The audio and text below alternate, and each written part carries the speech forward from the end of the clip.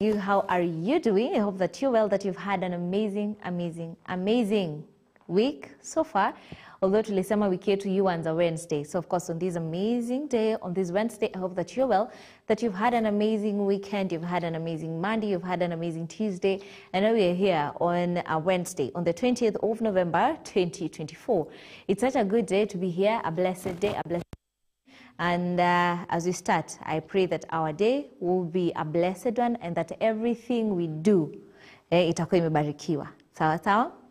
So karibuni sana.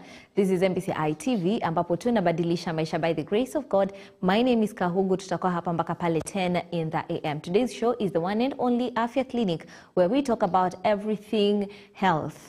Our health generally. We talk about mental health, we talk about our physical health, we talk about everything that makes sure that we are healthy holistically. Sawa sawa. So today we're going to be having a really impactful conversation right here, and for that particular reason, the health updates today mostly itashikana na kenye tunaongelea leo, because our health updates today is talking about AMR, and that is antimicrobial resistance. So I'll be explaining in a very short while what that is, and when Doc will be joining us, because Doc is already here with us, we'll be expounding that.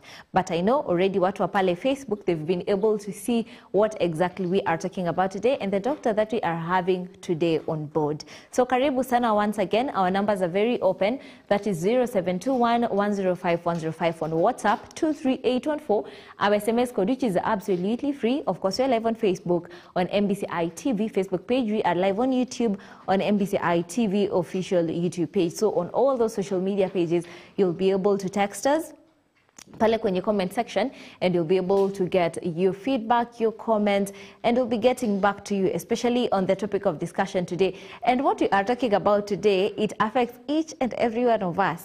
Hapa ninajua kila mtu atakuwa victim, yani guilty as charged. So today is you don't want to miss, because if you miss this episode, it means that everything else that we'll be doing on Afya Clinic, most probably it won't be of help sana to you and to your family. So this is where you call your family ili tubarikiwe pamoja.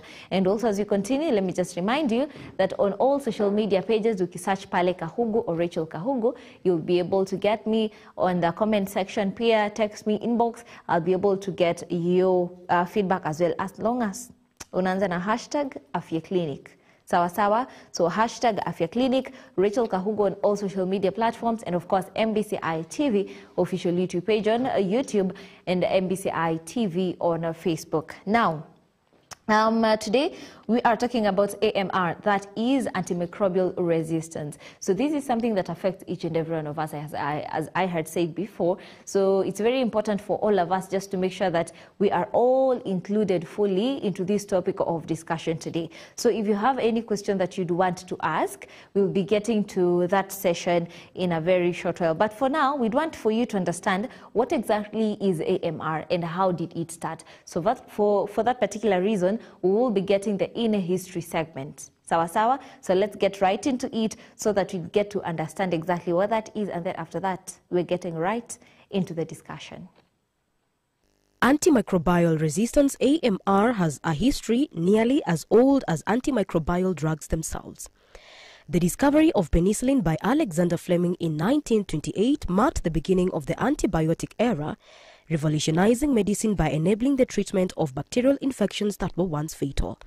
However, Fleming himself warned that misuse of antibiotics could lead to resistance, and in the 1940s and 1950s, as antibiotics like penicillin and streptomycin were widely distributed, bacteria began to evolve mechanisms to resist these drugs, with penicillin-resistant Staphylococcus aureus being one of the first notable examples. Throughout the 20th century, the use and overuse of antibiotics in medicine, agriculture, and animal husbandry accelerated the spread of AMR. New antibiotics were frequently developed to counter resistant traits, but bacteria evolved in parallel, developing resistance through mutations or by acquiring genes from the other bacteria.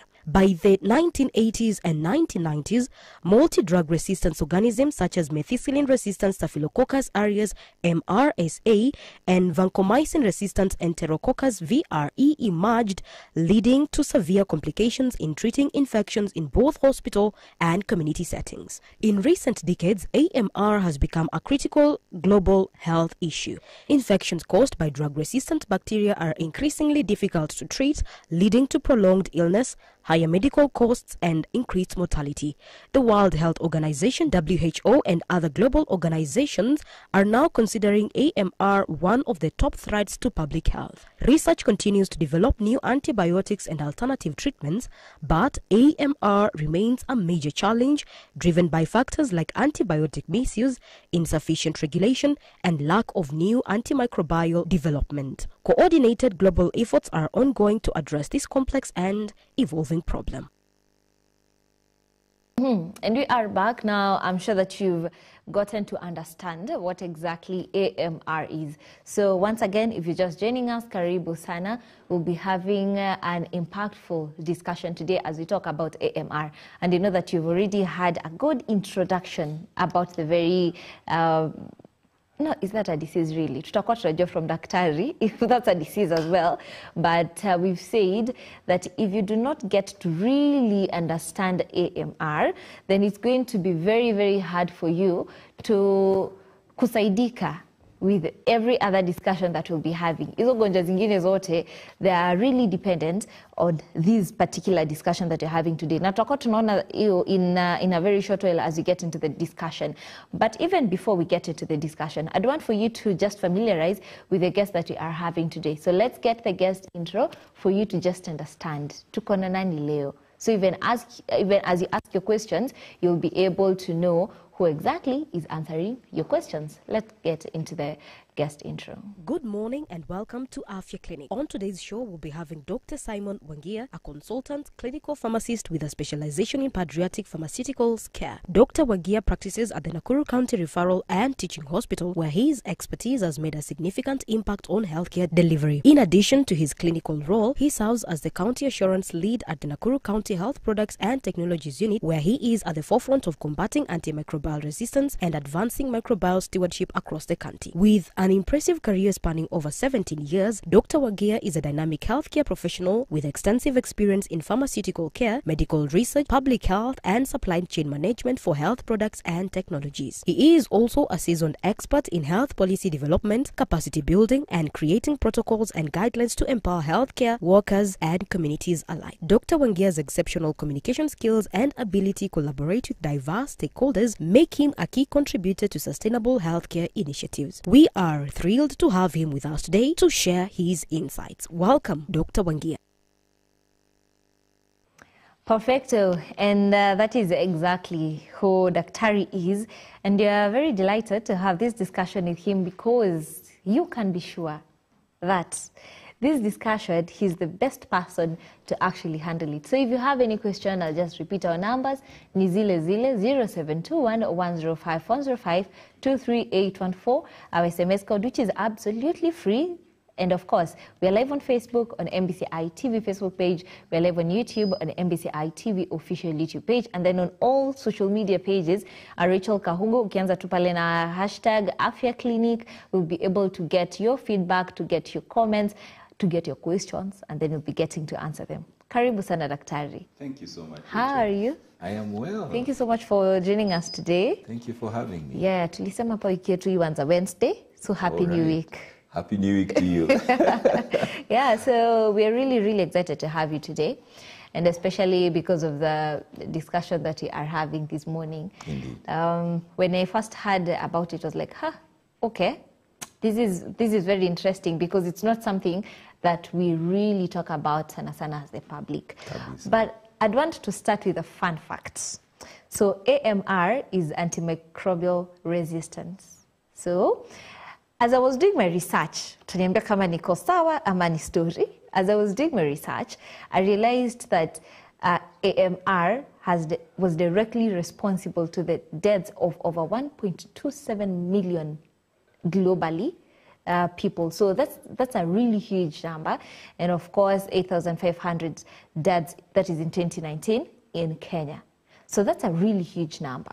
So we'd want to know, is it really, really that serious? But before we get there, AMR ni nini? Ndo tujue mbona ime-cause a lot of deaths hivyo. Asante sana, Rachel. AMR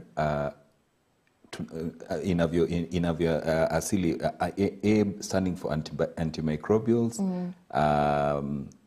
resistance. Yeah. Kwa hivyo, it is basically when the microorganisms like bacteria, fungi, parasites or viruses that cause infections in our body, when they develop a level of resistance, yani zinajibadilisha in their form such that they can fight back the medication that we use to treat them. So some of them mutate in a way. The medication yenye huwa tunapeana in terms of antibiotics ya kutibu hizi magonjwa, these maambukizi, inafaa kuziua. Sasa zinabadilisha, zinaanza kuua ama kudestroy that medication. So that is the resistance that we are talking about. Yani zimekuwa na usugu kwa dawa zenye zinafaa kuzimaliza. Okay. Yes. So typically that means that tunakunywa dawa, but then haitusaidii. It's for no reason. You can imagine how scary that can be. Yes. So that means that hizi magonjwa tutakuwa tunazitibu, but it's like we're not taking any medication, so many people die. That's right. So si ugonjwa specifically. Lakini ni hali ambayo imebadilika with the microorganisms such that they over time, these microorganisms also have a level of memory. So they develop memory to fight back this medication. So especially kama mtu ametumia underdose ama ametumia the wrong drug, or the way we tell patients, when you take antibiotics, make sure you finish your dose. Akianza kusikia vizuri 2-3 days, and we are all culprit to this. Even we struggle. When you start feeling better, you say, wacha niwachie hapa. Hii dawa kwanza iko na side effects. Kwanza the side effects. Some of the tablets are so big. And so bitter. Exactly. Aftertaste and all that. So you give up in between. But what you have done is you have given the microorganisms a fighting chance. Umezipatia a lower suboptimal level of the dose yenye inaweza jibadilisha iseme, kumbe this is how this medicine works. Next time ukiileta, the microorganism is now ready to fight it. Sasa inakuwa na hiyo resistance. So it's not working now. Okay. Yes. Okay. And now you've explained that ni kama these microorganisms, they have a memory, some level of memory. Yes. So how does that happen? Is it that the microorganisms, is it like a cover? Would you maybe explain in layman's language how it actually happens in the body, that once I've taken my antibiotics half dose, the next time ni kama zinakumbuka? Is it just that it generally happens, ama what exactly happens in the body? Thank you, Rachel. That is a very good question. Many of the antibiotics that we have been designed to go and either enter into the microorganism. Tukiangalia like a cell, it's a circular kind of structure. Okay. So dawa kuna zenye zinakuja zinavunja hiyo cell wall, so that the contents of the cell which cause it to live are spilled out and it dies. Others go and encapsulate, as you've alluded to rightly, zinafunikilia hiyo microorganism na zinaitoa kwa mwili ikiwa inactive. Others will also just come and totally break down the bacteria. So most of the time the bacteria now gets to understand those mechanisms. Inajua, last time ilikuja ikanifunika. Sasa nita develop spikes. Ikijaribu kunifunika haipati mali pa kushikilia. So nikidevelop spikes on the wall, it cannot come and cover it completely. If it is about breaking the wall, it will develop an extra lining. So the antibiotic dawa inaingia inajaribu kuvunja hiyo ukuta ya bacteria, inashindwa. Na bacteria inaendelea, and as long as the bacteria is multiplying, the infection increases. Unakuwa na fever, mgonjwa anaendelea kudhoofika, and you continue getting sicker and sicker. So that's how they develop. They are like sneaky. Let me put it that way. Ziko na ukora fulani. Na sasa tukizipatia hiyo chance, hiyo ukora inazidi. And hiyo ukora ndio tunaita antimicrobial resistance. Yes. And now to just bring it closer home. Yes. Is this what happens when unasikia watu wakisema ati siku hizi hata nakunywa Panadol na hainisaidii, I need a stronger one, or siku hizi nakunywa, I had someone else saying that mnasemanga so you see these Piritons zenye watu kunywa ukiwa na kahoma ni nini, it's usually the go-to. So I've had people say siku hizi Piriton hata hainisaidii, I do not know what I'll use anymore.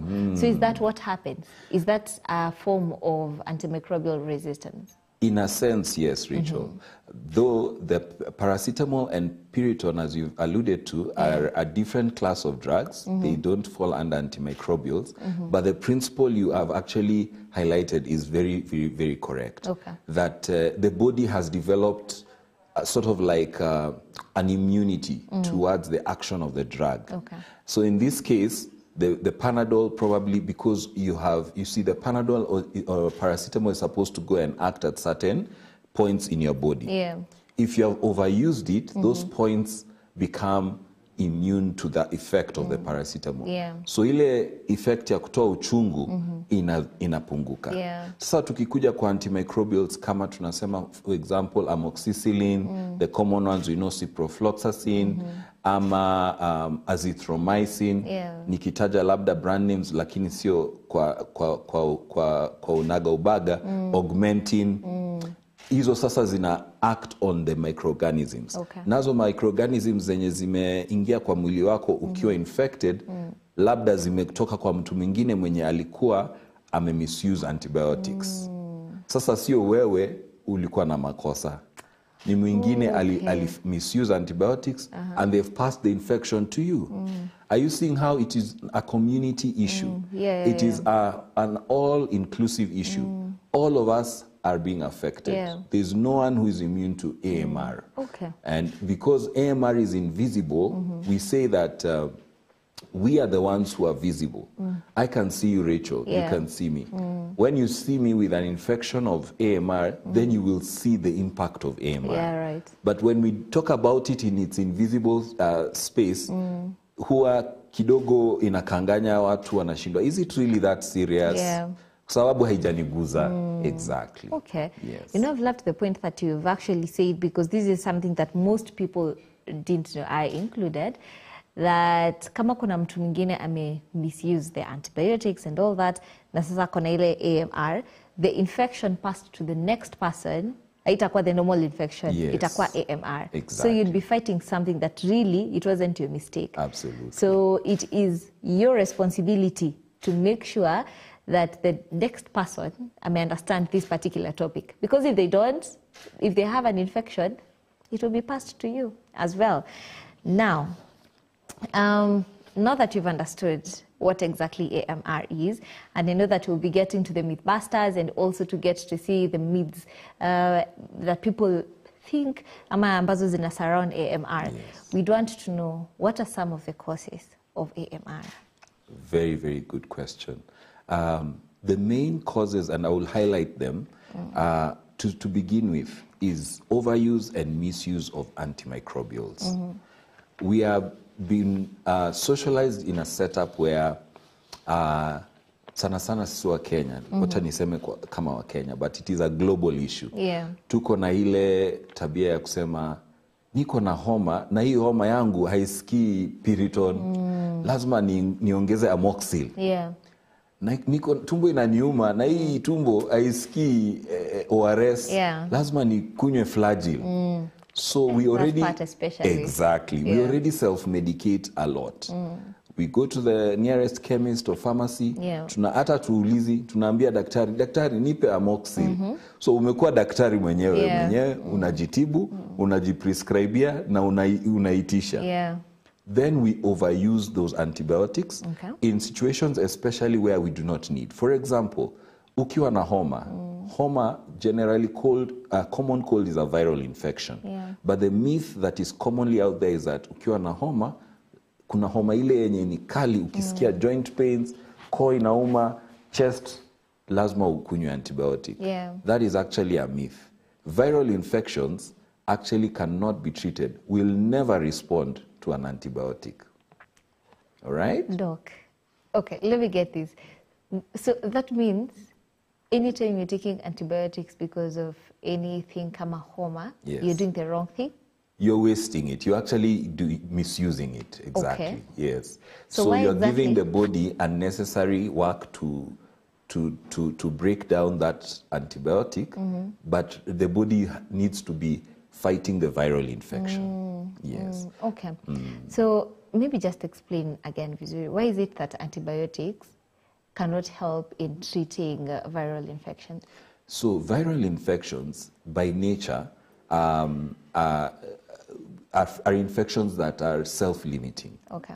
What that means is that your body is able to develop immune responses. Yani ile kinga ya mwili Yeah. inaweza jikinga na ianze kufight the viral infection, and it actually supersedes it. Okay. So it just needs rest, and most of the time tunaambia watu ukiwa na homa pumzika. That is the essence of rest. Yeah. Fluid intake and rest. Kwa sababu ukipumzika, you're giving your body a fighting chance to develop now the immune cells, hizo kinga za kufight virus. Okay. Lakini bacteria, antibiotic imeundwa kufight bacteria, Yeah. which is a totally different microorganism from the virus. Okay. So when you take an antibiotic, it doesn't recognize a virus as an enemy. Actually, it doesn't even notice it. Yeah. Let me say that. You look at it like soldiers going to war, Yeah. and they are blinded to the viruses. They are only wamevaa hizi goggles or miwani zenye zinaona tu bacteria. Yeah. So virus kipita hapo mbele hata ioni. Okay.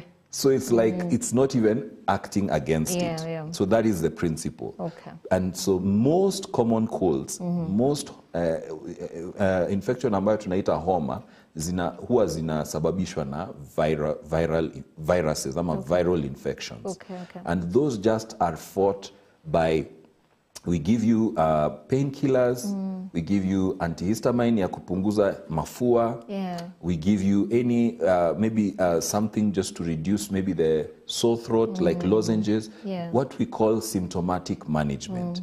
Then we allow the body to relax and build now resistance of its own, and it fights the virus, and you actually respond. So when you take an antibiotic, you are taking an antibiotic, you are giving the body extra work now to fight to break down the antibiotic while it's fighting the virus. Yeah. Yes. Oh, wow. Okay. That was very informative right Yes. there. Just to remind you that this week from the 18th of November 2024 to the 24th of November 2024. And just remind you, leo ni 20th, kwa hivyo inamaanisha tuko hapa katikati. It's the best day to talk about these because this week we are celebrating or marking the World Antimicrobial Awareness Week. Yeah. So this tells you that it is a WHO issue, which means that it affects you, it affects your family, it affects your friends. So this is a very important topic to talk about. And you said, if you're not able to really capture what you're talking about today, it might be an issue. Hata ukipata hizo ugonjwa zingine, we will talk about peptic ulcers, we'll talk about cancers, we'll talk about everything else just to make sure that we have enough awareness for all that. But if you do not get this one exactly, it will be a problem. Because as you've said, Doc, that you'd be taking antibiotics for hizo gonjwa zingine zote, but already you're having resistance, which means that these antibiotics won't help. So it's very important for you to get these. So if you have any question, please continue sending them in through our numbers 0721105105 on WhatsApp, 23814, our SMS code, which is absolutely free. Of course, on Facebook and on YouTube, we are live at MBCI TV. Sawa sawa. Now, for now, I'd want for us to get the Mythbusters, just to get and see what are some of the myths that are related to the AMR. because we've had a lot about AMR already. A lot of information about that already, and I'm already feeling kama tuko educated sana. But let's get to see some of the myths as we continue with this particular discussion. Sawa? So the first myth is that only people who overuse antibiotics are at risk of AMR. Is that true, or it's a myth?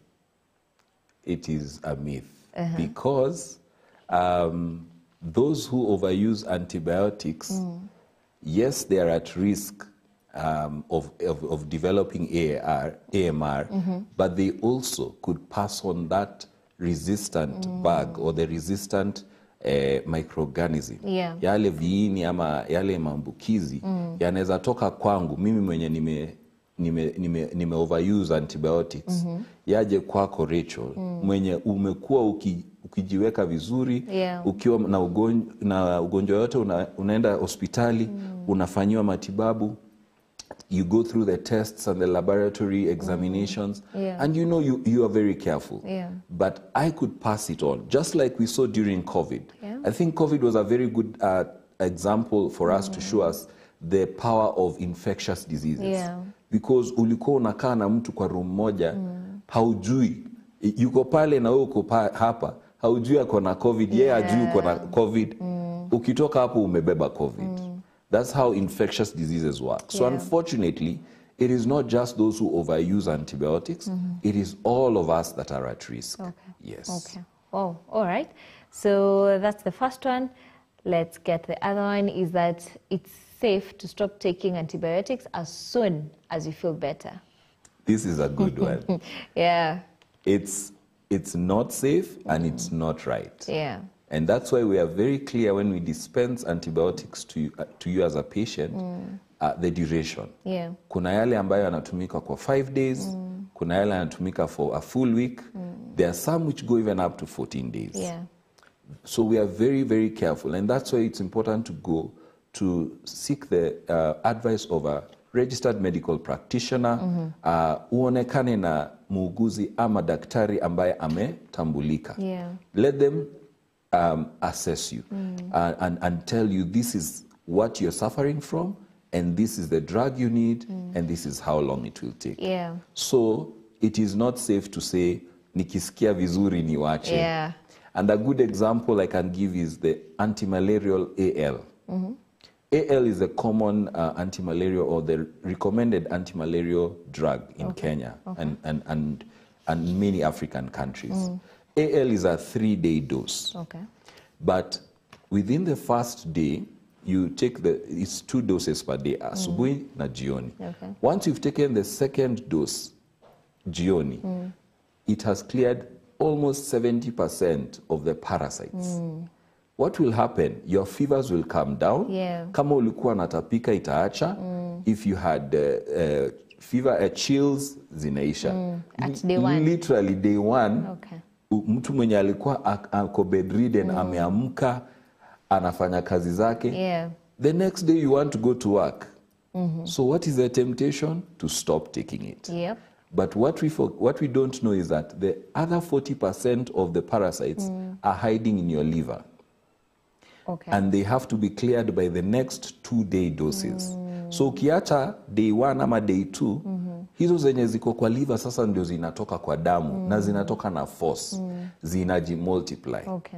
Utapata sasa huyo mtu after 1 week, 2 weeks amerudi na malaria tena. Unashindwa, si nilikupea dawa? Because they didn't finish the dose, imerelapse. Na inarudi na force na resistance. Sasa inabidi we have to use a stronger antimalarial, which is more expensive. Most probably we might admit you, and while in the first instance you just was an outpatient. So the cost of healthcare, the impact on jobs, the impact on families is colossal. And that's why we say, follow the instructions that you're given by your pharmacist and your doctor. Finish the dose, even if it is as bitter as what? That bitter pill is going to give you a better effect than stopping. Oh, wow. Yes. Wow. And at this point, you're speaking to the very many people, when you wakipona wakianzanga kufeel tu, it's better, they just leave them. I know we have so many people guilty as charged when you are na unfinished doses kwa nyumba mezipanga hivi ni kama ni chemist. Exactly. Yeah, so when you fanya hivyo, please, today it's the day you stop that. So let's get to the third and the last mythbuster today is that antimicrobial resistance isn't a problem in developed countries. Is it? Indeed, that's another myth. Antimicrobial resistance is actually a problem the world over. The statistics you mentioned earlier, Rachel, 1.27 million deaths occurred globally. Yeah. A huge chunk of that occurred in the West. And the reason why it's a global problem is because we are now a global village. Yeah. I can be with you here today, and tomorrow I am in New York. Yeah. And the next day I'm in Geneva. If I'm carrying an AMR bag, an antimicrobial resistant organism bag in my body, and it is an active infection, say for example, a pneumonia, and I'm coughing, I will infect the people I'm sitting with in the aeroplane who are going to different parts of the world. Right. Can you see how that AMR will spread so fast? Yeah. So actually, AMR is spreading much faster as we develop as a globe, because we have now faster means of transport, faster means of moving around, and people are traveling much more today than ever in the history of the world. Okay. So that is why AMR is a global problem. And let me also add, Rachel, that AMR, there's a misconception that it's artificially created. It is actually a natural process. Okay. It is something that is expected. It is just that because of our misuse of antimicrobials and our lack of knowledge, maybe let me say ignorance, it has been fast-tracked. Yeah. But it was always known even from the days of Alexander Fleming, the innovator of the one who discovered penicillins. He had already postulated and projected, almost like prophesied, that the people who will misuse these penicillins will be at the mercy of an antimicrobial resistant infection. So it was to come, because it is a natural process. The bacteria somehow also have that ability to, over time, mutate and develop resistance. But because of the way we are managing our antibiotics, we are running out of time. So this is a clarion call to everyone that we're running out of time, and we're also running out of antibiotics, because we are not developing new antibiotics fast enough. There isn't that much resources that is being put into the research space to develop stronger antibiotics. So we have to take care of the few that we have left, so that we don't go back to the dark ages. Okay. Yes. Whoa. All right, I see. Which means this is something that we really need to talk about even more. Absolutely. For everyone to actually understand it and take more care of ourselves, because if we're really running out of antibiotics, then it means that it will be harder to treat the diseases that are here with us every day. So that's a really, really serious discussion. So maybe just to finish up on the courses, we had mentioned the first one, as you had already said, that overuse, and if you don't finish the dose, antibiotics. Exactly. So is there any other course? Now, the other course I want to talk about is moving from human health to animal health and agriculture. Okay. Most people don't realize that there's actually, over the last 20 or so years, there's been an colossal amount of, or a huge amount of antimicrobials, or mainly antibiotics, being used, especially in livestock farming. You may have heard, our viewers may have heard of the use of antibiotics in poultry to make them grow. And the principle behind it is that unazipea small doses ziwe na ka immunity. Sasa hazishikwi na, those maugonjwa hazikufi, alafu zinanenepa very quickly, and they can be slaughtered or sold quickly to the market. But what that has done is it has also created antimicrobial resistant organisms within those livestock mifugo. Na hayo ndio tunakula. That chicken ends up on your plate, that beef ends up on your plate, that pork ends up on your plate. And as you are eating it, you're also consuming small amounts of the antibiotics that have been pumped into them, but you're also taking there's also possibility of transfer of those microorganisms from the livestock to humans. Okay. So it is actually a vicious cycle. When you come to the crops, we also have a challenge with crop farming. We have farmers who use water that is coming, effluent that is coming from hospitals, untreated water coming from industries. And because some of this water, because it is not yet treated, it has quote unquote nutrients, if you know what I mean. And they use that to water their gardens. So we find that now these are the vegetables that we are also consuming. And they also contain those microorganisms that are resistant to our antibiotics. So it becomes a vicious cycle. And that's why we are talking about what we call the One Health approach, where when we deal with antimicrobial resistance, it's not just a health issue or human health issue. We need to bring the stakeholders from the Ministry of Agriculture, livestock, even fisheries, because even we are pumping some of these water into our water bodies, and even environment, so that it's a communal One Health approach. Everyone is brought on the table. The other major cause is what we call infection prevention and control measures, especially in our hospitals and in our clinic settings. So mainly in our hospitals and clinic settings is where a patient is vulnerable to get some of the worst AMR bacteria or infections. Because in those settings, it is actually like a colosseum or a museum of microorganisms, because all patients are coming from all over with different microorganisms, and they are leaving them on the bed, they're leaving them on the chair, they're leaving them on the sink and the tap.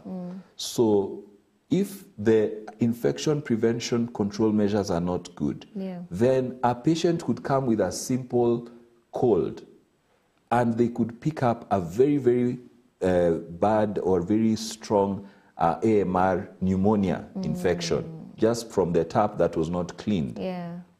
Or the doctor or the nurse was treating one patient who had an AMR bacteria, and then they didn't wash their hands before moving to you, and they transfer that bug to you. So we are encouraging especially hand washing amongst healthcare workers.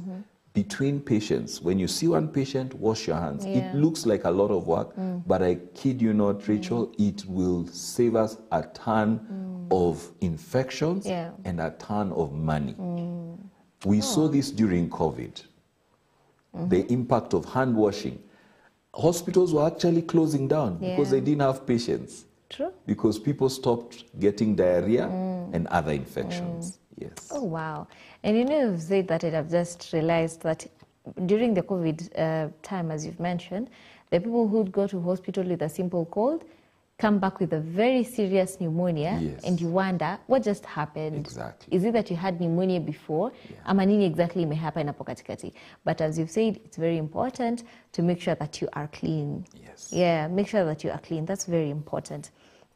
Now, let's take a very, very, very short break just to allow you see some of the promos that we have, some of the shows that we air on MBCI TV, and just to give you a chance to also send us the messages. I see we have already many questions coming in. We'll be having Doc answer all the questions. Just to remind you, today we are talking about AMR, that is antimicrobial resistance. So this is where your body becomes resistant to the microorganisms, or let's say viini ama maambukizi. Yeah, I wanted to say antibiotics because it's the antibiotics we use sana. So all that. So we're taking a very short break, and then we'll be coming right back. So see you in Mbali and continue sending in your messages.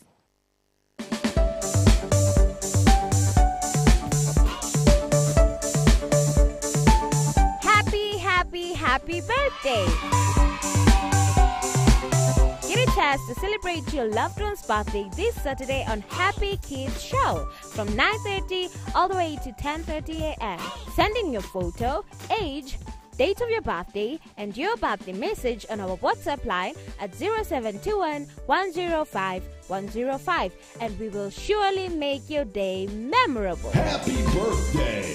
Happy, happy, happy turnings!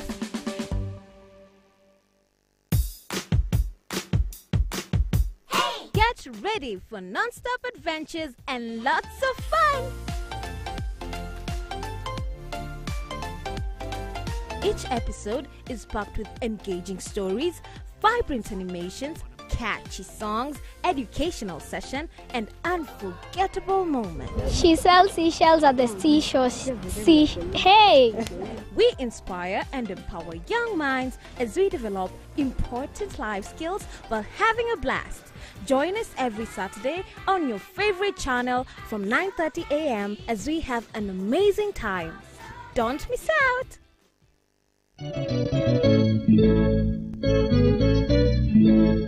Nao walimshinda kwa damu ya mwana-kondoo na neno la ushuhuda wao. Ni kitabu cha Ufunuo 12 mstari wa 11. So mi siku ya 4 ndo nilipatikana asubuhi. Kila siku ya Jumapili kuanzia saa 2:30 za usiku na vilevile Alhamisi kuanzia saa 12 za jioni. Babu na shosho akasema huyu mwanamke atoke kwa boma ama nitupe kwa chuo. Itakuwa ni kipindi cha uhalisia ambacho kinakuletea shuhuda za watu mbalimbali. Nimeshikwa nikiwa pia tuko na bangi kwa soko ambao wamesaidiwa na Mungu. Ukiwa nami Paul Kagi.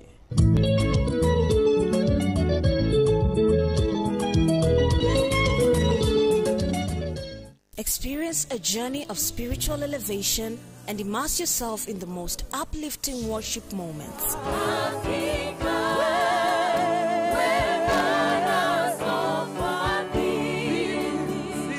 Watch the best of worship culmination every Saturday from 3 p.m. to 5:30 p.m.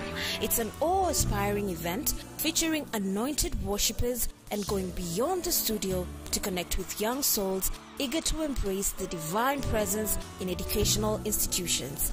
Get ready to elevate your spirit and embrace the true essence of worship with Maria Omondi and her incredible team of worshippers.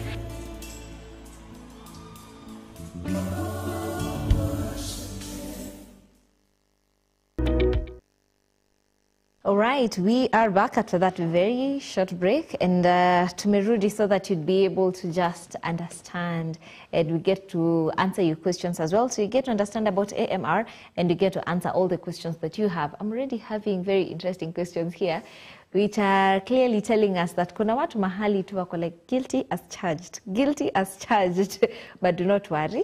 We'll be getting to answer all your questions and give you solutions for the same.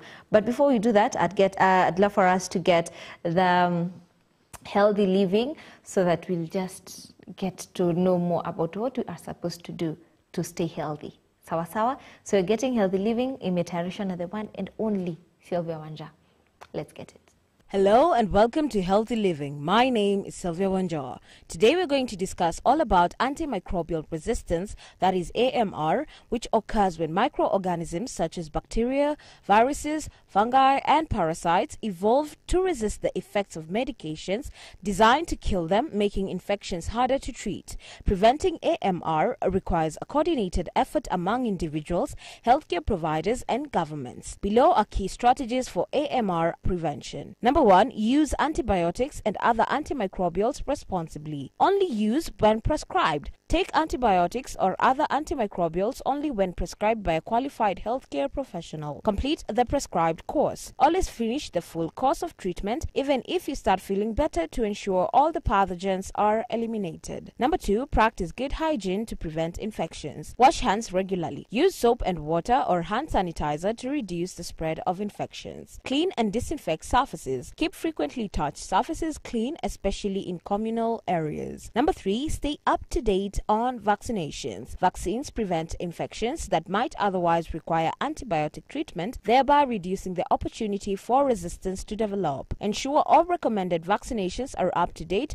for yourself and your family. Number 4, monitor and report resistance. Encourage surveillance. Government and healthcare institutions should monitor trends in antimicrobial resistance. Report cases. Healthcare workers should report cases of resistant infections to public health authorities for action. Number 5, promote awareness and education. Educate communities. Spread awareness about the dangers of AMR and the importance of using antimicrobials responsibly. Train healthcare workers and equip healthcare providers with knowledge about proper prescribing practices and infection prevention measures. Preventing antimicrobial resistance requires a combination of responsible medication use, infection prevention, public awareness, and global cooperation. By taking individual and collective action, we can help preserve the effectiveness of existing treatments and protect global health.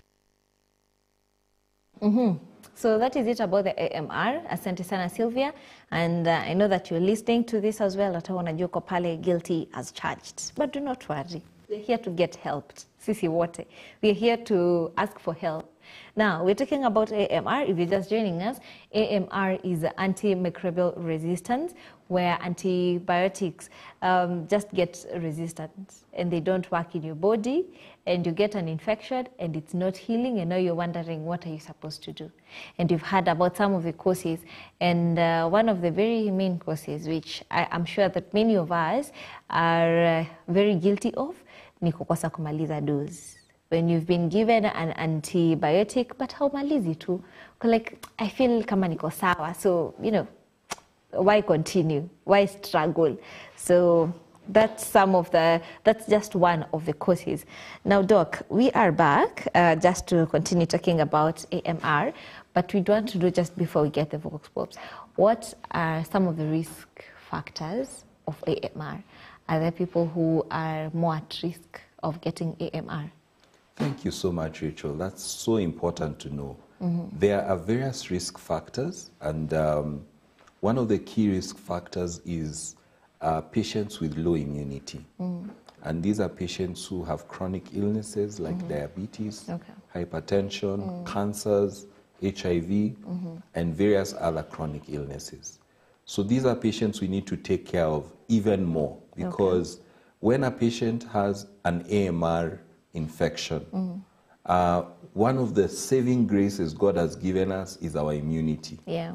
Remember, and before antibiotics were invented, we were still surviving, because that's how we are still here. Yeah. Because some of our forefathers survived the infections of their days without antibiotics. Right? So God, in His wisdom, put immunity in us, and even in some of the herbs and the foods that we take that help our bodies to fight infection.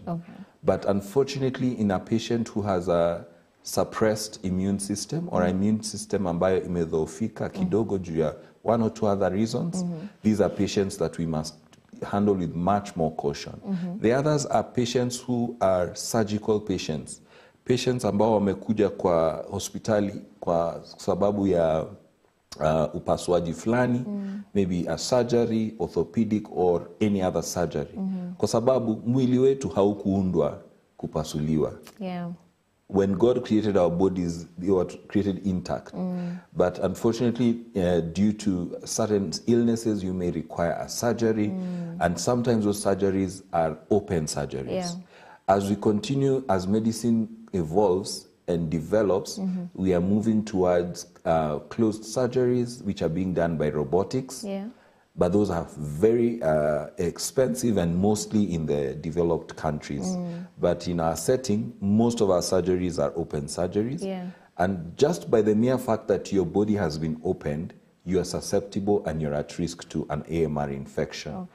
Because as I alluded to earlier, many of the AMR bugs are actually within hospital settings, especially theaters and wards where there's a high traffic of patients. Yeah. Hiyo kitanda imelaliwa, just imagine how many other patients before. Yeah, with so different infections. With different infections. Yeah. So if it is not cleaned well, if it is not sanitized well, if the theater table is not fully sanitized, if the surgeon maybe made a mistake and they did not scrub well one part of the finger and he carries a bag into your body as he's carrying out the surgery, then you will be at risk. Yeah.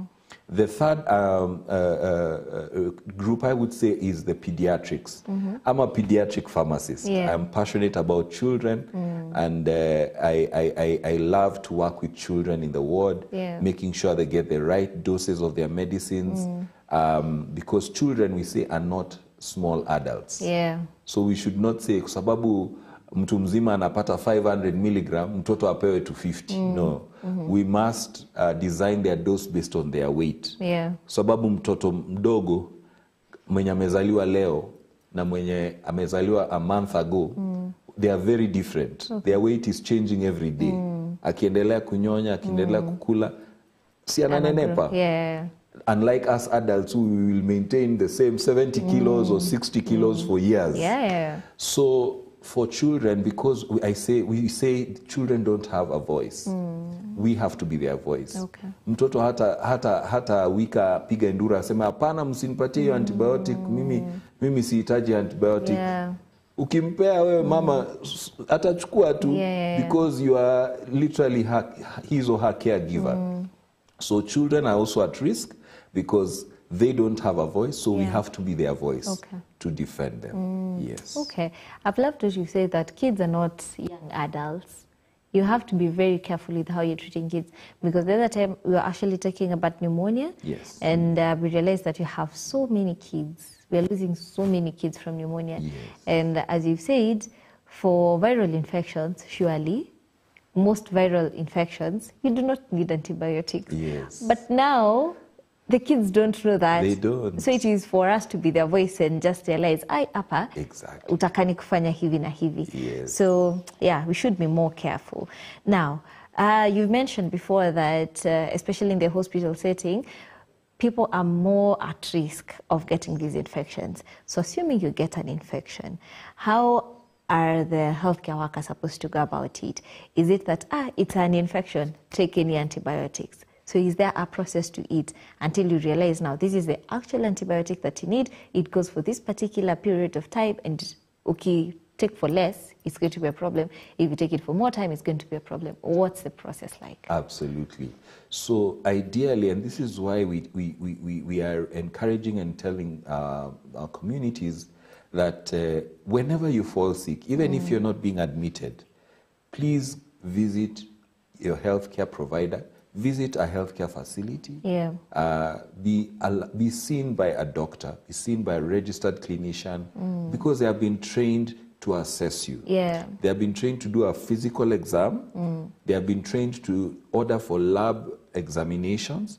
If they need imaging like an X-ray, they know for which patient they should do an X-ray and which they should not, and so on and so forth. The notion that nikienda hospitali nitatumia pesa mingi, you know, that is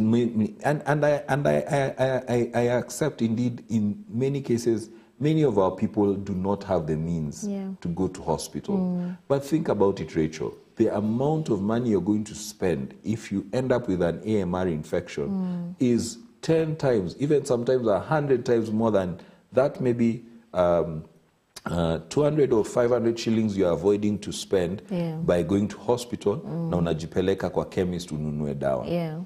So there's a process. The clinician or the doctor will assess you based on the symptoms you give them. They will order for lab tests. And one of the key lab tests that we are advocating, especially when the doctor suspects that you have a bacterial infection or a viral infection for that matter, any kind of infection, is what we call blood work for culture and sensitivity. That's a big word to just say, wanaenda kwa maabara, kwa lab, na wanaangalia damu yako. Wanapima na wanaangalia ni bakteria gani hii. because bacteria nazo ni mengi. Okay. There are also as many as the plants that you see around. So wanaweza kuisolate wajue nini bacteria gani, kama ni E. coli ama ni Klebsiella ama ni fulani Yeah. na ina respond kwa dawa gani. So they will assess it alongside a list of drugs zenye ziko available. Waone ina respond. Utapata kuna madawa yenye itakuwa resistant. Inakuonyesha hapo kwa lab. Okay. Iko resistant to A, B, C, D, E. Alafu iko sensitive. Sensitive means it will respond. Yeah. Iko sensitive to GHIJ. So out of GHIJ tutachagua ile ambayo first of all is most affordable, Yeah. most accessible, and it is lower in the chain of antibiotics. Like it's a first line before we go to the second line, ambayo most of the time is more stronger and more superior. So once you get that antibiotic, hiyo ndio antibiotic tutakupea. Na hiyo antibiotic based on your infection severity, tutajua kama tutakupea for 1 week ama for 5 days ama for 2 weeks. And that's how we are able now to treat that infection judiciously. Okay. So that we are specifically attacking the bacteria ama the organism yenye iko kwa mwili yako. Yes. All right. You know, that's very interesting because most of the time we do self-medication and you didn't realize that it's a whole process like that, that you have to check some of the drugs that are resistant, some that are not. Yes. Because I'm just thinking, last time nilitumia hizi antibiotics, so this time I just go buy these ones. Exactly. And you don't realize that maybe these ones are actually even resistant, ama they're very strong. You don't really need them for. It's just something small that you need to treat. So I think that is very, very important. Or even sometimes, Rachel, we say, you tell your neighbor or your friend, hizo symptoms uko nazo ni kama nilikuwa nazo. Si utumie hii dawa sikuwa nimemaliza. It will help you. Dr. Nani. Yes. Do not do that. Okay. And I feel maybe it's important for you to mention this as well. For parents, I've seen it so many times where as a parent mtoto anakuwa mgonjwa this time unapewa dawa fulani and then they get sick the next time uko like hizi symptoms ni zile za last month, so they'll still use this medication. Yes, that is a very common error that parents make. And you know, because especially when children are younger, under 5 especially, they will get sick so many times. Sometimes the mother especially is so exhausted. Amekuwa hospitali last month. Mtoto tena amegonjeka. Mpaka anaanza kushindwa huyu mtoto tutaishi hospitali. But I want to encourage mothers and caregivers, don't give up on that child. Don't give up on taking them to hospital, because that one time that utasema wacha tu ni mtibu mwenyewe could be the time atakuwa na hiyo AMR. Labda alipik kwa hospitali mkiwa last time na sasa ndio imekuwa full blown. So it is still important to take the child for a review. Wacha daktari mwenyewe aseme ni ile, wacha tutumie dawa ile.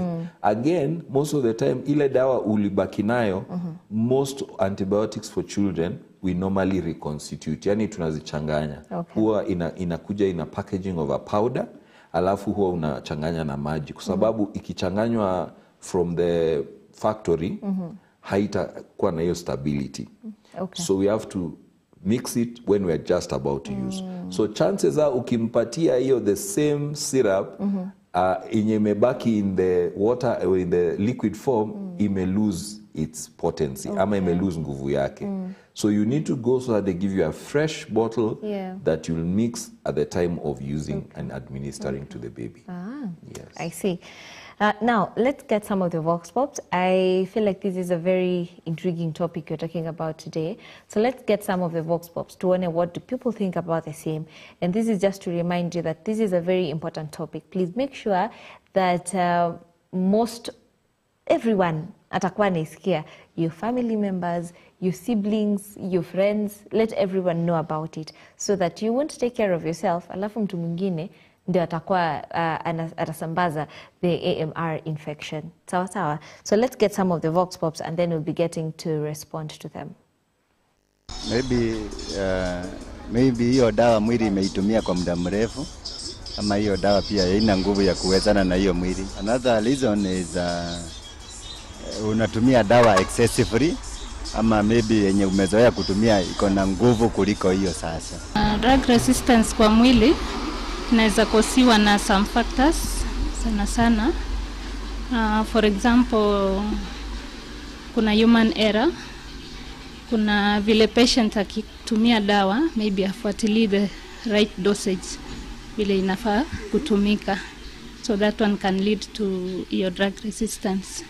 Another one maybe hakuna dawa zingine anatumia, so na anatumia zingine at the same time, inaweza interact, so kukileta hiyo drug interaction pia inaweza kosa kufunction kwa mwili. So you have to identify kama dawa zingine zinaambatana na hizo dawa zenye anatumia. Another thing ni kama mtu ameundergo maybe surgery, alafu sana GI naita gastrointestinal surgery, so sometimes kunakuwa na poor absorption ya dawa. So ukiwa na hiyo poor absorption inaweza lead to hiyo tumesema ni drug resistance kufunction kwa mwili.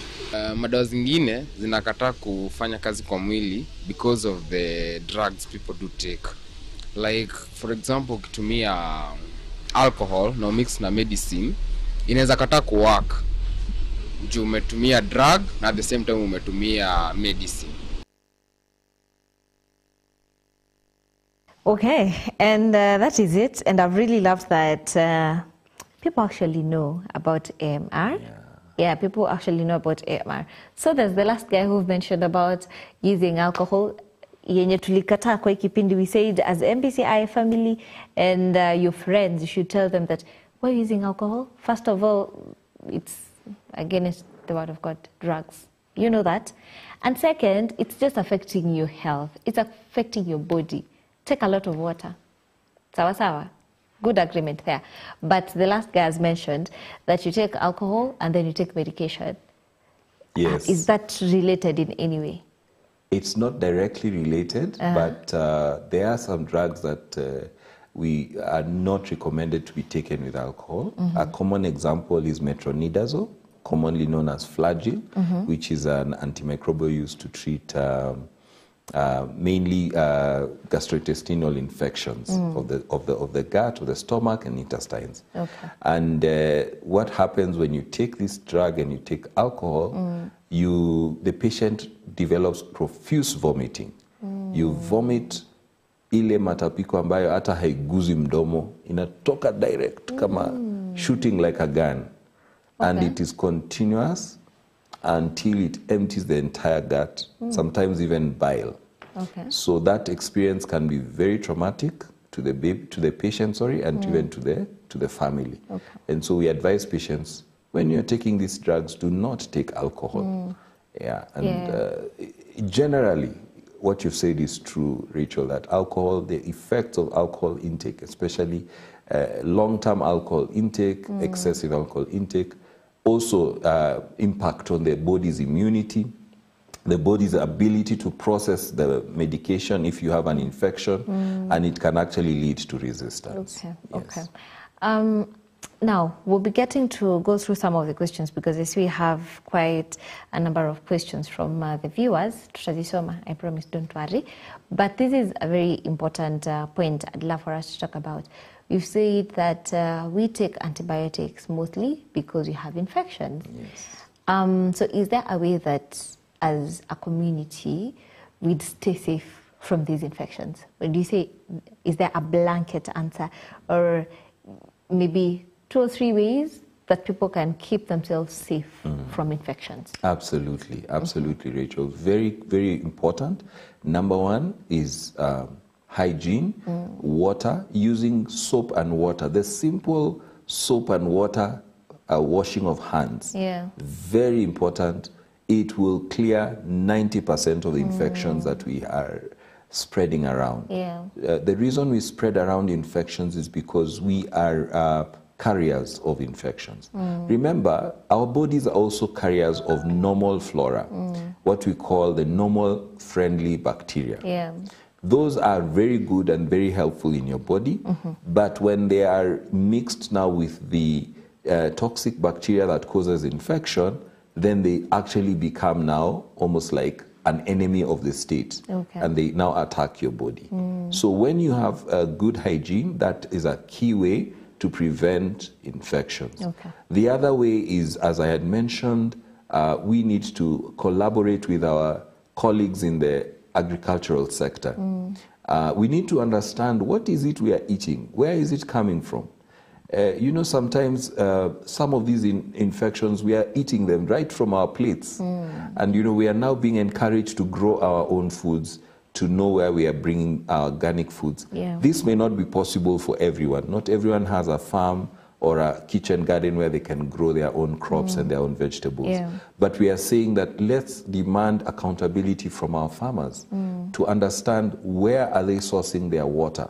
Let's demand accountability from our public health experts so that water treatment plants can be located far away from farming environments, where the water that is contaminated should not come near crops and animals that are going to be used for human consumption. The other thing that I am very passionate about, Rachel, is patient safety and patient empowerment. We grew up in a society, or we were socialized, and I'm sure, Rachel, you'll agree with me, we were socialized to say, daktari is always right. Isn't it? When you walk into my office and you see my white coat, kuna kabaridi kanaingia. Hata kama ulikuwa na kierere, unasema, hey, wacha tusikie daktari kwanza. So that mindset is working against us, because sometimes even we doctors, just as was mentioned in the Vox Prop, we also make errors. We are human. And human is to error. Sometimes it's good as a patient or as a caregiver, if you're a caregiver of your patient, maybe a child or a patient who cannot speak for themselves. Ask. And I usually say, ask, and when you're done asking, ask again. So it's okay to ask questions to the doctors. Ask, and it's okay to take a second opinion, third, even fourth opinion. So that you're sure that the care you're getting is safe for you and your patient, and it's right for you. Yes. Perfect. Now, today, time is really running, but that tells us that we're really learning a lot. Now, it's already 9. That means we'll be taking a very short break, and it will be very short, so do not worry. As we come back, we'll be getting right into the questions as we wind up. Let's take a very, very short break. Just to remind you, today we are talking about AMR, antimicrobial resistance. Parents, I'm super excited to share about our upcoming Students' Church Camp from November 25th to 29th. It's going to be an incredible experience for just 1,200. We have so many fun activities planned. That's right. First, we have praying word trivials. I love learning about our faith in a fun way. Then, there are mentorship programs. I can't wait to chat with all the kids and learn from the experiences. Exactly. These sessions are a great way for personal growth. And the question and answer forums. I always have so many questions, and this is the perfect chance to get answers. Plus, we'll have tons of games, team building activities, and nature walks. I'm really looking forward to it. These activities are designed to foster friendship and to build a community. Yes, I can't wait to make new friends and create amazing memories.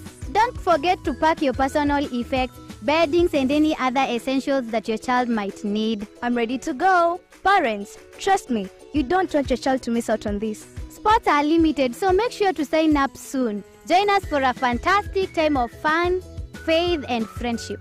Oh, and did I mention? This is the grade 4 to 8 Camp 2024. It is hosted by our dad, Apostle John Kimani William. I dedicate every child, even those who are adults, by the authority of their parents. We give them back to you. And our mom, Reverend Naomi Kimani. And it is going to be a powerful and an inspiring time. The theme is, I'm destined for greatness. And we are drawing our inspiration from Daniel 11:32, which says, but those people who know their God, they shall be strong and they shall do exploits. I'm so excited to discover what greatness God has in store for us. Don't wait. Sign up today for a life-changing experience. Welcome to the Mountain of Fire Conference 2024 Thika edition. Join us at the Redeemed Gospel Church, Thika Town, from November 25th to December 1st, 2024, daily from 9:30 a.m. and at 5 p.m. for evening revival meetings. This will be followed by a life-changing Friday night kesha.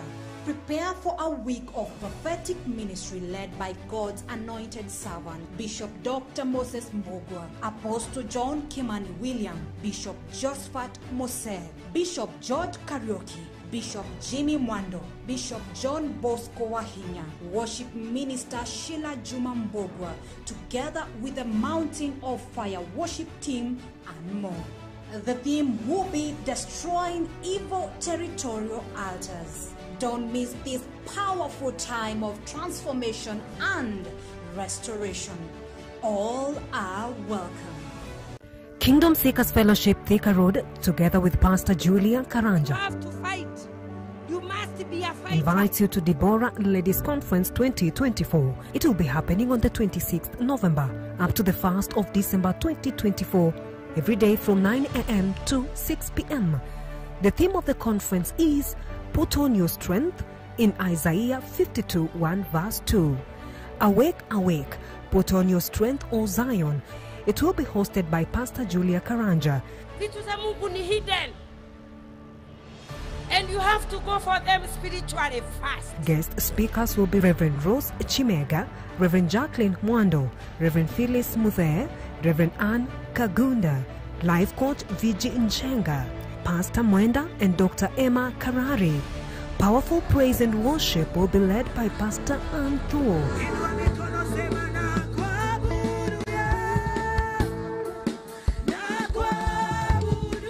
Pastor Maggie Tawanda, Kathy Praise,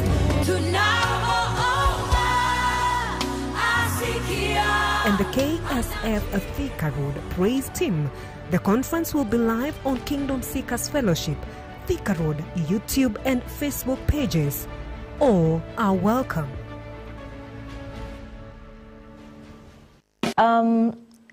Daktari, before we now get to the winding up, because I know time is not really together with us, there's this question about the kit, peptic ulcers. That's an antibiotic, right? Yes, it does have antibiotics in it. Okay. So we have a question in mtano uliza, amekuwa akitumia the kit for some time but didn't help. Yeah. So what would be the issue on that, the H. pylori kits, kits? Yes. Very, very good question. So the H. pylori kit works in multi-drug faceted approach. It has the antibiotics, it has the what we call proton pump inhibitors, or the drugs that reduce acidity in the stomach, and also has a drug that also reduces the effects of the ulcers on the stomach walls. Okay. So the antibiotics that are in that kit, kit normally lasts for 21 days. Yeah. And it's quite a challenge for many patients to finish the 21 days, which I understand. Right. Even for me, that would be a struggle. Yeah. But what happens is that many times you find that if you have been on that kit severally and you're not feeling an improvement, it is advisable to go in for a second opinion. Okay. And we say this with a lot of respect to the doctor who has prescribed the kit. Okay. Because sometimes what happens with H. pylori is H. pylori is resident within our bodies. Even you and I have H. pylori. Yeah. It just depends on the level of the H. pylori, which is also a bacteria, and it also depends on the state of your body in terms of immunity and in terms of even the integrity of your stomach walls. Yeah. Kama the stomach walls zimechipuka maybe because of previous ulcers or previous stress levels, and you know stress sometimes is silent and also visible. So there's that stress that you may have and you don't know that you have stress. There's that stress that you may have because you have you've been admitted for a long period of time. You've been on many different medications, and the impact of those medicines causes stress ulcers. Yeah. So you find that that causes a recurrence of the H. pylori, because the H. pylori bacteria thrives in an acid media. So the more your stomach produce your acidity, the more zinaendelea kuchipuka, zinaendelea ku multiply.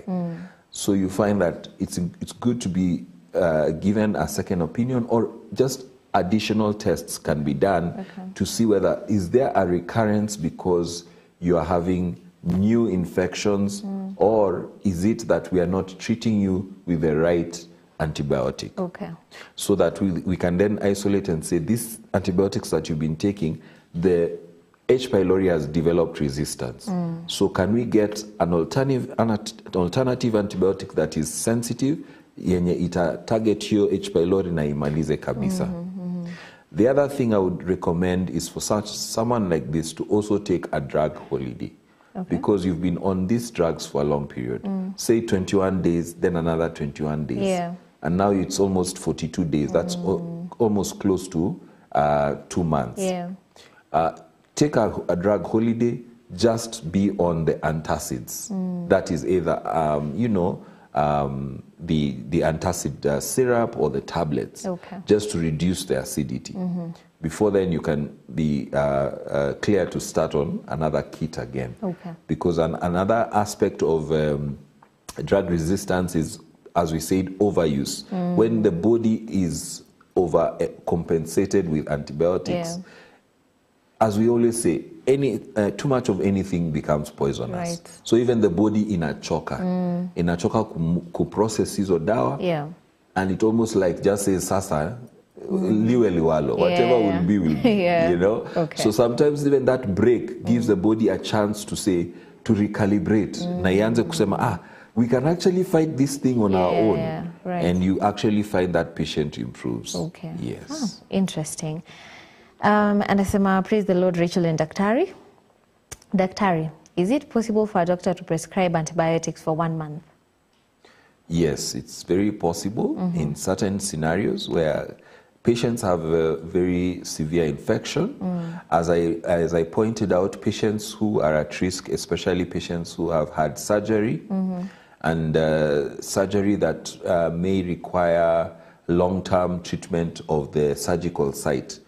So, for example, if the patient had a hip replacement, and sometimes that surgical site, because of the nature of the site, because it has a lot of blood flow, it's also susceptible, or it is at risk of many infections.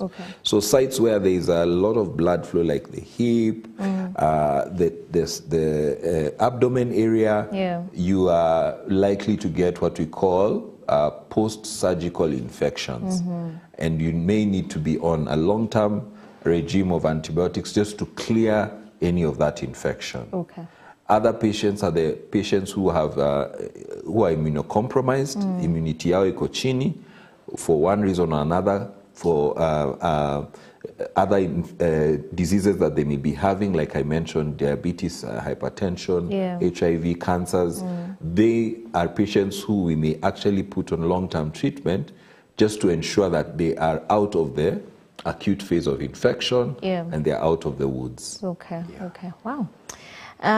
You have a question here, and I say, hi, ask doc, what would be the issue with a 7-year-old who keeps complaining of stomach pains? You keep going to the hospital and nothing is found. Could it be too much acidity? That's a very good question. Thank you for the question. Yes, a 7-year-old complaining of stomach pain is common in that age group. There could be a myriad of reasons. One of the common reasons could be that stress ulcers, where this is the age group where the children are going to school. They are beginning grade 1. And there's that transition, that change from kindergarten to grade 1. It's usually, we don't realize it, but it's usually a huge change for the children. They may not communicate it. It's almost like when you went to Form 1. You remember the stress and the anxiety. How will I deal with bullying? For us boys, it was always bullying. I don't know for the girls whether there was bullying, but you know, homesickness. If you had not been to a boarding school and this is the first time. So for children as well who are going to grade 1, now they're joining the bigger school. They have much older children to deal with. In the smaller school, they were the, you know, they were the seniors. Now here they are the juniors. So you find those changes also affect them psychologically, and they may develop stress ulcers that can cause that continuous stomach pain. It is also good to find out, you know, we are now leaving our children with nannies at home. And we've had many horrific stories about nannies. It's good to find out, is there any kind of abuse happening at home while you are away? Is this child being abused? And abuse could be verbal, it could be physical, it could be psychological, where a child is being made to feel inferior and made to feel afraid, and that can translate into physiological aspects of the body where anakuwa tuna stomach pain continuously.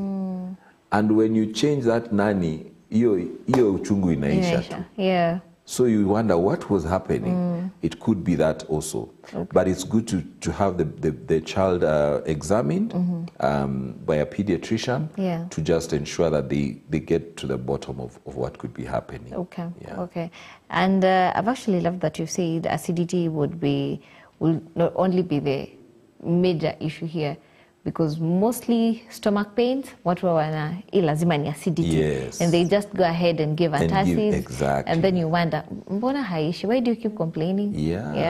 And tukimaliza najua we'll be giving a location where they can find you or get help, because that will be very important. Anasema hashtag Afya Clinic. Anasema watching live from Eldoret. And what can I do to live a healthy life? Because I've been going to hospital and nothing is changing. I keep having pains in different parts of the body. Thank you for that question, and I'm sorry for what you've experienced. You know, multiple visits to the hospital is never an interesting experience. We work in the hospital setting, and I can tell you for sure, we are not happy when we see a patient coming back over and over. Because first of all, we know that it is strenuous on them, emotionally, financially, and even on the family. Because those are days out of work lost. And that is income that is being lost for the individual, if they're a breadwinner, for the entire family. So my advice is that look at your diet. And we usually say what goes in determines how your body will output in terms of your health. So I think it's very important for us to be careful about what we are consuming. We have a lot of street food, and I have no problem with street food, and it's some of the most delicious food.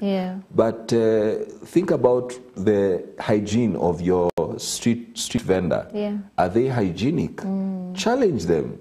When you go to buy that mutura or that boiled maize or that ngwashe on the street, or even if it is roasted maize, challenge them. Ask them, where do you wash your hands?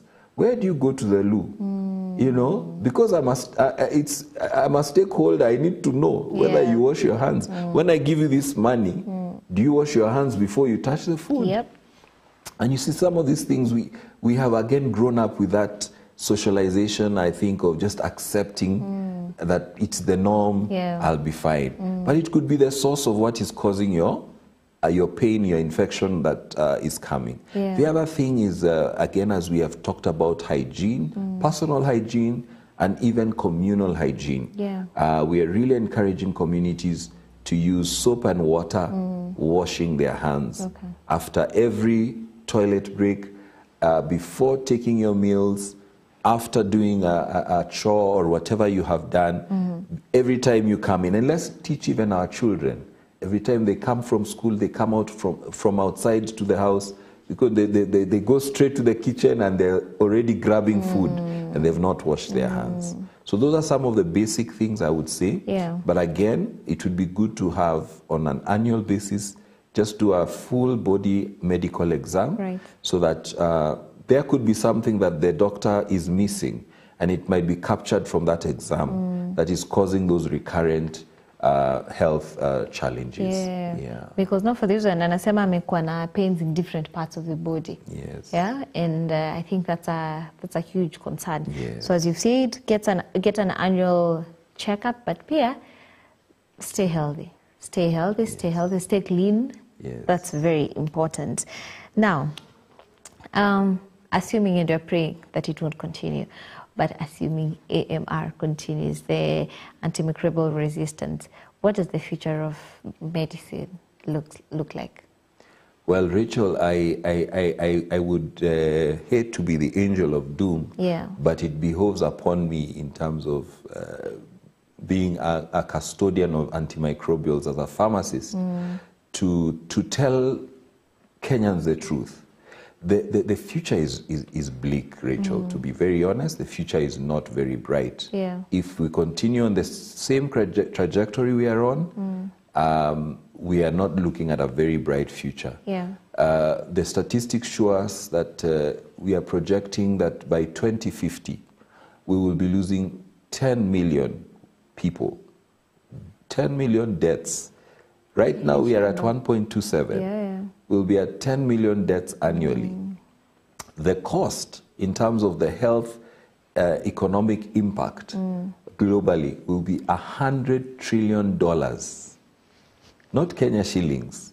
$100 trillion every year we'll be losing in terms of days lost out of hospital, out of work because of hospitalizations, cost of healthcare, cost impact on the family in terms of GDP and the general economy of the nation. So the entire globe will be losing $100 trillion. To put that into perspective, the current budget that we run in Kenya is about 10 trillion. Is it 10? I may be wrong, but it's in the trillions. Okay. Yeah, we are talking about $100 trillion.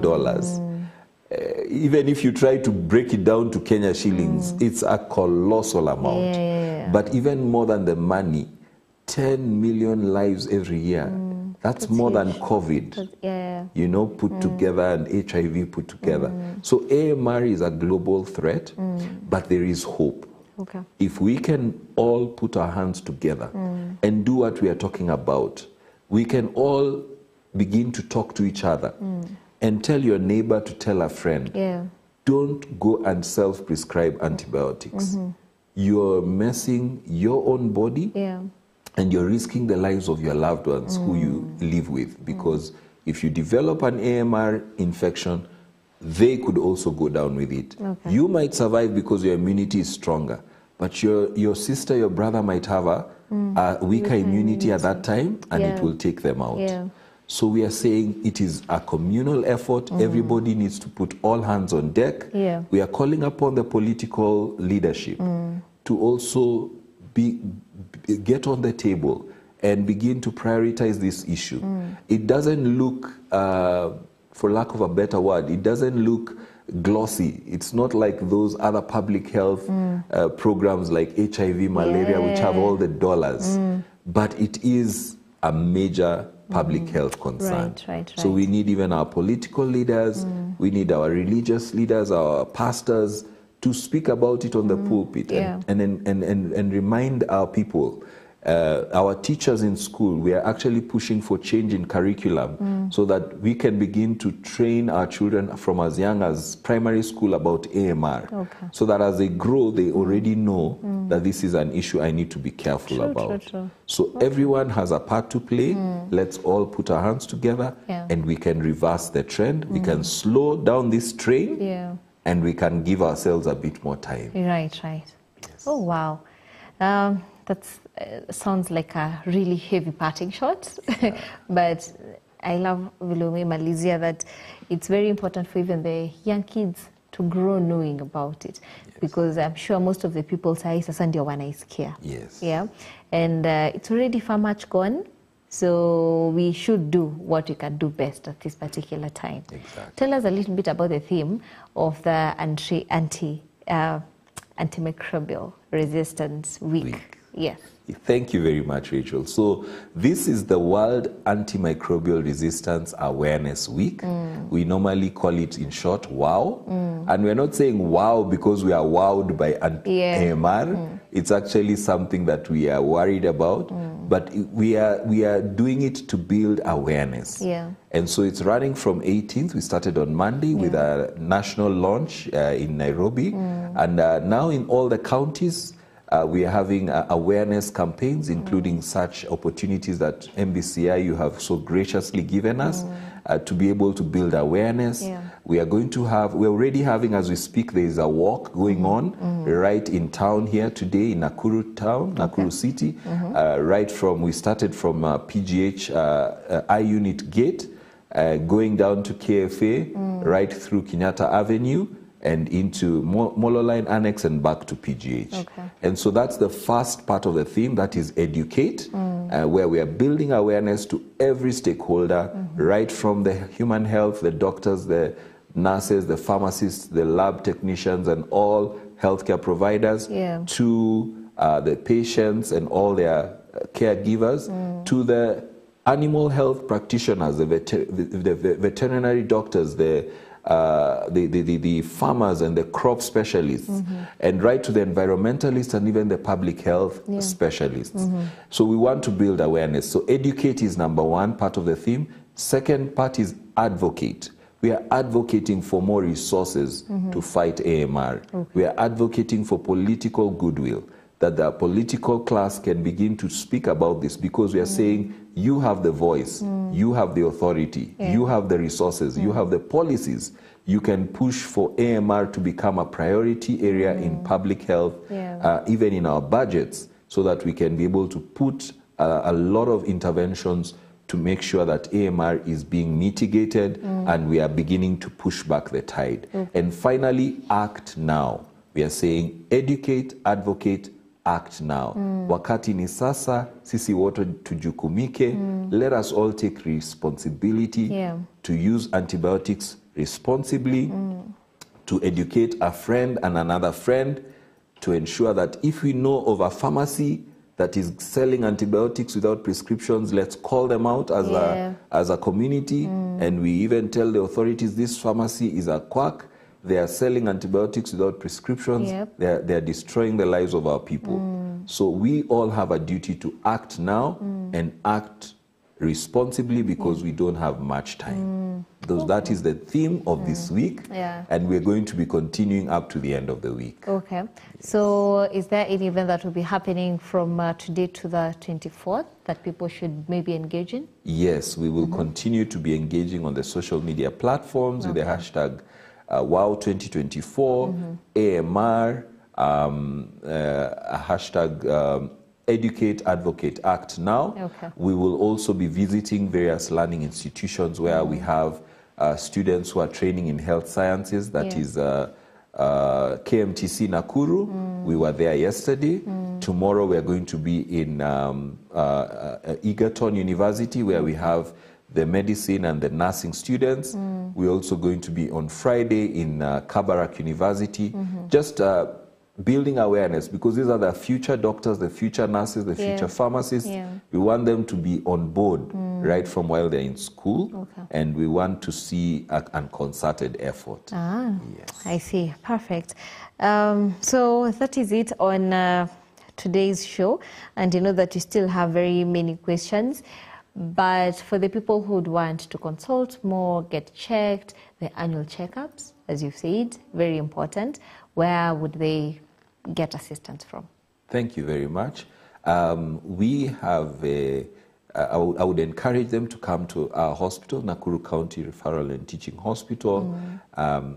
When they arrive, they will be received at the casualty department, and they will be filtered to the various departments where they require the specific examinations and tests. So I would encourage those who are able to come, who are within the precincts of Nakuru County, Nakuru East and West constituencies, they can come. They can also visit, in those who are in the sub-counties, they can visit our various sub-county hospitals in each of the various sub-counties in Nakuru County, and you'll be able to be advised. Okay. If there are tests that we are not able to offer you, we'll be able to advise you where you can get them and be able to bring back the results for us to continue to advise you properly on your healthcare journey. Okay. Yes. Perfect. And now we are now winding up on this, but next week, is it next week, the 1st of December? Yes. Imagine time is running like that. Yeah. We're already on the 20th. So on the 1st of December 2024, itakuwa World AIDS Day. That's right. And you've mentioned about it. You've mentioned about people who already are maybe sick, they have underlying issues, and they're using antibiotics, and hawatumii vizuri, blah, blah, blah, all that. But now on the 1st, itakuwa ni World AIDS Day. So next week, this is just to let you guys know, next week we'll be talking about AIDS, everything. So if you have any question, next week Wednesday will be the best day, Kuliza. But just, what is one thing you'd say about the whole topic of World AIDS Day and AIDS as a whole? Thank you so much. Yeah. One thing I would want to say is that HIV is no longer a death sentence. We thank God that we've moved from the pandemic state that we were in the 90s. You remember in the 90s when it was such a stigma to have HIV that even amongst us healthcare workers, we would almost like, let you to die. We would just put you in a corner in the ward, and that was the corner of the HIV patients. We would even wear double gloves, double gown before we come in. It was worse than COVID. Yeah. But that was the stigma then. But we have sought to destigmatize HIV. Okay. And I would want to encourage people that please go and get tested. Please know your HIV status, because part of knowing your HIV status is taking control of your health. If you know that you are positive, then you can live positively. And we have drugs available which are very, very effective, and they are keeping people alive for long and active and having a good quality of life. The other thing I want to say is that let us also continue to drum up support for people living with HIV. They are still part of us. They are not any less than us, and they shouldn't be given any less value or any less opportunities. So we should drum up support for them to be able to get employment. They have a right to accomplish business and other things, other targets in their lives. So let us be supportive of this community. Okay. Asante sana. So thank you so much for tuning in. It has been amazing. I know that you've gotten something from today's discussion. And as you mentioned while starting, that this discussion was very important. We do have many other discussions right here on Afya Clinic, where we say that on Afya Clinic we talk about everything health. So anything that would affect your health, we talk about it right here. But for this particular segment today, or rather session today, it was very important because we talk about everything else, but kama hizo dawa zote zenye tuta prescribe ama zenye tutakwambia, it would be really necessary for you on all other programs, would really help you, then what's the point? Yeah, so this is a program that you should share with other people so that they'd be able to just understand what exactly they need to do. And as you've told us about what the future of medicine looks like if we do not take care of it, if we do not act now. You've told us what the future looks like. And that is a call to each and every one of us to act immediately. Act now. It's very important. So, asante sana, Doc. Thank you so much, Rachel, for having me. Maybe one thing I can also mention is that I'm very active on social media, and I put out a lot of health education around AMR and other health topics. You can find me, our viewers can find me across all social media platforms at Simon Wangia, on Facebook, on Instagram, on TikTok, on YouTube, on X. It's just Simon Wangia. And please feel free to subscribe, share, follow, and like. And I'll be putting out more. I'm an advocate of just empowering people to be able to take charge of their health and of their livelihood. Okay.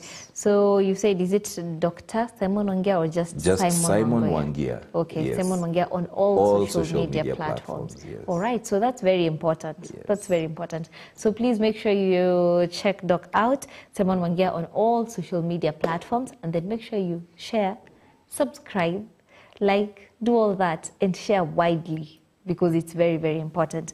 So once again, Doc, asante sana for coming.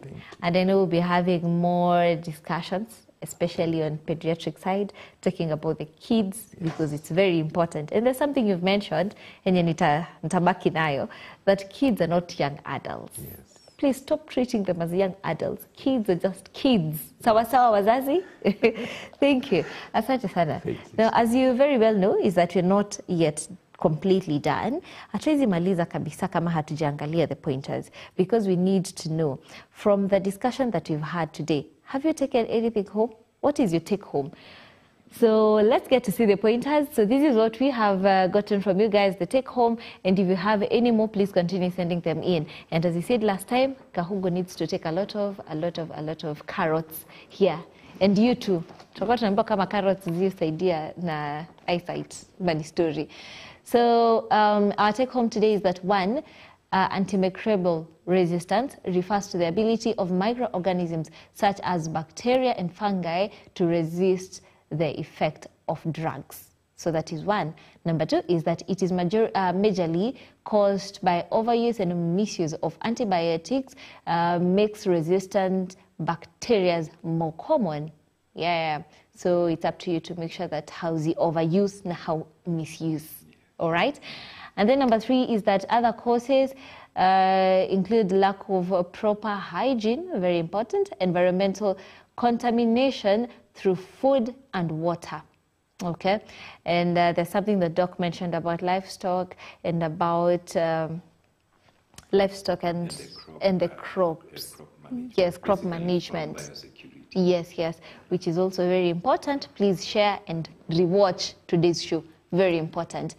The other one is that to prevent antimicrobial resistance, ensure that you use antibiotics only when they are prescribed, and that the full dose is completed. So ukianza kutumia, make sure umetumia. And as Mama Rachel says, if you do not have to use it, kama unajua hautamaliza rather, then don't start, okay? So siitumie halfway. Kama unajua utamaliza, just don't use it, okay? And I know she's watching. Amen. Anasema maintain strict hygiene to reduce the spread of infections. The other one is that in healthcare settings, proper sterilization of medical equipment and infection control measures are essential in preventing cross-contamination. And the last one today is that addressing antimicrobial resistance requires a collaborative approach from individuals, the government, industries, and healthcare providers. So that is it for our take home today. And then there's more that we've gotten from today's discussion. So continue sending them in and sharing them. It's very important. That is it for today's part of AMR show. But today we are getting the fruit cucumber on health tips. Yes, so that we can know what exactly is the importance of taking cucumber. Tunaona mpaka watu wakiweka kwa macho when they're doing skin what? When you're taking care of your skincare routine. So we'll get to know if that is important. So today, this particular segment has been prepared by the one and only Perpetual Nyambura, our director, and this tells you that it's an amazing segment that you do not want to miss. But for our topic today, tumemalizia hapo, so please share. Once again, Daktari, thank you so much for coming. God bless you. Yes, and thank you so much for tuning in for this particular segment. Now let's get into the health tips.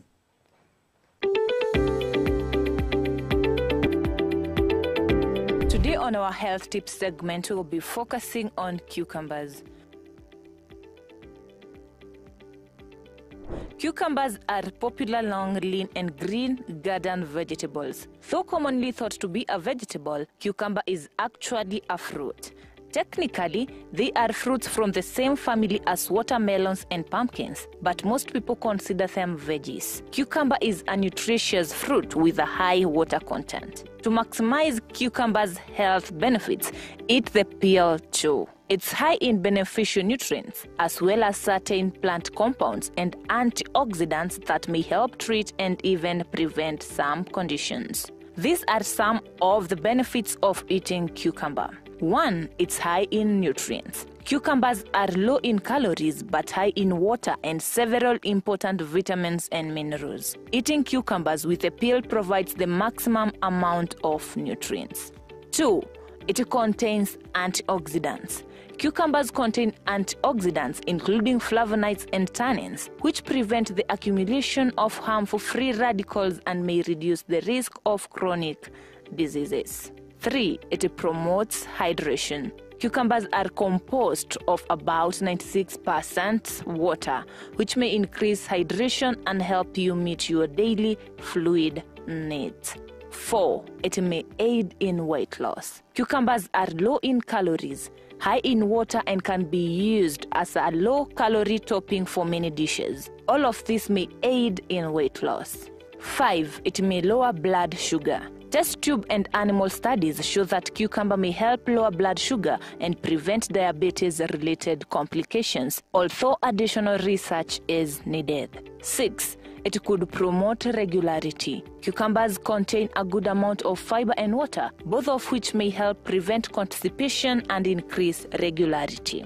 Cucumbers are a refreshing, nutritious, and incredibly versatile addition to any diet. Eating cucumbers may lead to many potential health benefits, including weight loss, balanced hydration, digestive regularity, and lower blood sugar levels. Till next Wednesday, my name is Perpetual Nyambura. All right, we are back, and it has been an amazing session. Now this is a bit more relaxed. We just from a very intense conversation, but I know that you've gotten something from that conversation. Nama namna gani? So this is where I bring the salamus ya all our amazing crew right here, na our director and everyone who's made this show a success today. Tunawapenda sana, and of course the viewers. We wouldn't have done this without you. We say that we are one beautiful big family. And now, because of that, I'm just about to tell you something that will be happening on the 30th of November 2024, and that is in only 10 days. It will be on a Saturday. And now, MBCI and of course KIPS, Kingdom International Premier School, they've come together and they've made this holiday beautiful for you. So on the 30th of November, we'll be having the Family Festival, okay, where families will be coming together. You'll come with your friends, you'll come with your siblings, you'll come with your parents, Pale Cyprus Park Nakuru, and we'll be having an amazing time right there just to enjoy, dance, eat, ujibambe. Sawa sawa. So Christmas starts early on the 30th of November 2024 at Cyprus Park Nakuru, where we'll be having Moji Shot Baba as the guest artist. And that tells you that there will be a lot of dancing and singing. Sawa sawa. So do not miss out. It's going to be really amazing. Now let me tell you about the tickets. The advanced tickets are only going for 899 shillings for kids and 200 for adults. And the beautiful thing is, for the 899 shillings for kids, is that you'll be getting, so this is the get ticket, but you'll be getting games for free. Okay, so if you pay that 899 shillings for kids, that will be inclusive of the get ticket, that will be inclusive of games, and that will be inclusive of meals, not meals rather, lunch. Sawa sawa. And then for the 200 shillings for adults, it will be inclusive of the get tickets, as, of course, but you will be getting a refreshment. Okay? Alafu ingie pale, choose ni game gani unataka, cheza kama wewe. But if you do not pay in advance, pale get tickets, you will pay at the gate 1,000 shillings for kids and then 250 shillings for adults. For the advanced tickets, you can always pay through MadFund. That is www.madfund.com, or simply dial *672*5 #. But if you have anything you'd want to ask, group bookings and all that, you can always call this number 0759 325 735. Okay, so if nyinyi ni wengi na mnataka kuja kujibamba, group bookings, or you have anything you'd want clarification on, use this number that is 0759 325 735. Okay, so that is it. Do not miss out. Tulisema Christmas starts early. Sasa nikiwaambia Merry Christmas nini tunijudge, tushaanza already. Sawa. So don't miss out on the 30th of November 2024 at Cypress Park, Nakuru. Okay? And also come through, spin and win with KCB Cab account. There you'll be getting so many gifts. Sawa. So it will be an amazing day. Come along with all your friends. So that's it and done. Let's get into the Did You Know? Did you know? Ya leo, it's something you might want to research more and maybe go to the gym after realizing these. Okay? So did you know that the average person will eat around 35 tons or tons, depending, na ulisomea polling station, I'm a group of schools, of food in their lifetime? Did you know that? Do you know 35 tons itatoshanaji? Si kidogo. 35 tons is a lot. Yes, and that's an average person. So huyo si mwenye ukula sana. That's an average person. So we said that tukiona did you know, you must go and research more. All right, so that is it. Let's get the today's inspiration. As we wind up, of course, ukiona today's inspiration, that tells you that we are just about to wind up today's show, which has been really amazing.